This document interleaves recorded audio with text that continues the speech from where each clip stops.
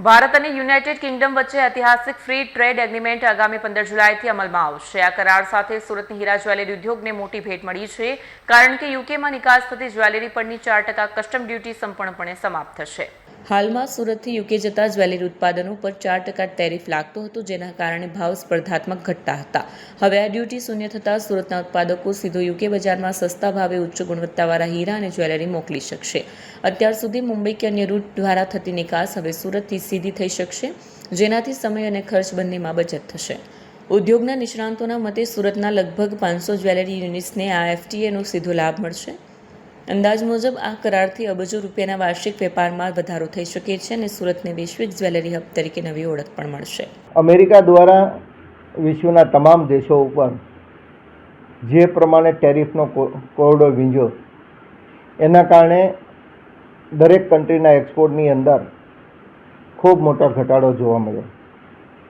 લોકોની product 50% tariff એટલે જે કંઈ $1 મળતી હોય $1.5 મળે, આના કારણે એક્સપોર્ટની અંદર પણ ઘટાડો જોવા મળ્યો।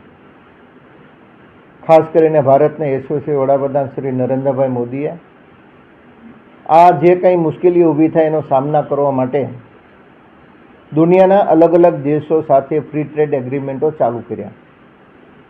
એમાં હમણાં જ ભારત સરકારે યુનાઇટેડ કિંગડમ સાથે ફ્રી ટ્રેડ એગ્રીમેન્ટ કર્યા।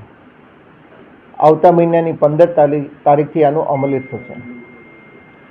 ખાસ કરીને હું જેમ્સ એન્ડ જ્વેલરી સેક્ટરની વાત કરું તો યુકે સાથે આપણું ડાયરેક્ટ એક્સપોર્ટ જે કંઈ આપણે એક્સપોર્ટ કરીએ છીએ એના 3% વાઇઝ આપણે 3% યુકેની અંદર ડાયરેક્ટ એક્સપોર્ટ થતું હોય છે, પરંતુ યુકેની અંદર 20% વેટ અને 4% ટેક્સ, એટલે 24% કોઈ પણ વસ્તુ અહીંથી આપણે મોકલીએ એટલે 24% ટેક્સ એની ઉપર લાગે।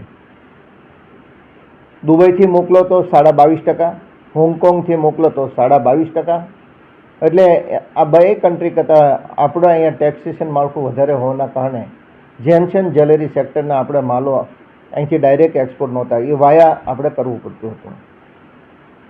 યુનાઇટેડ કિંગડમનું વાર્ષિક જેમ્સ એન્ડ જ્વેલરી સેક્ટરનું જે માર્કેટ છે એ $5.76 બિલિયન છે, એટલે 48,000 કરોડ કરતાં વધારાનું માર્કેટ એ યુકેની અંદર છે।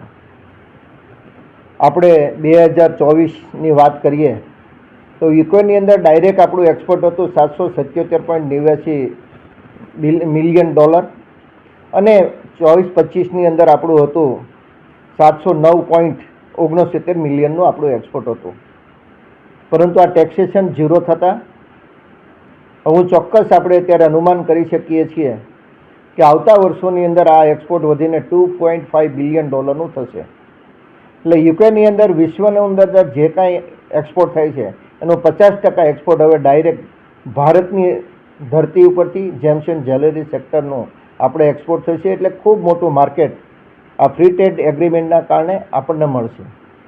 ડાયમંડ ઇન્ડસ્ટ્રીને આના કારણે ચોક્કસ ફાયદો થશે। અમેરિકાની અંદર જે કંઈ આપણને ઘટ છે એ ઘટની પૂરક તરીકે યુનાઇટેડ કિંગડમ આપણને આમાં સહાયરૂપ થશે। હું ચોક્કસ આ તકે ભારતના યશસ્વી વડાપ્રધાન નરેન્દ્રભાઈ મોદીને સમગ્ર જેમ્સ એન્ડ જ્વેલરી સેક્ટર વતી અભિનંદન આપવા માગું છું કે તમે જે પ્રમાણે વિશ્વના અલગ અલગ દેશો સાથે ફ્રી ટ્રેડ એગ્રીમેન્ટ કરીને જેમ્સ એન્ડ જ્વેલરી સેક્ટરને જે ટકાવી રાખવા માટેના આપણા પ્રયત્નો ખૂબ અર્થાયોગ્ય છે।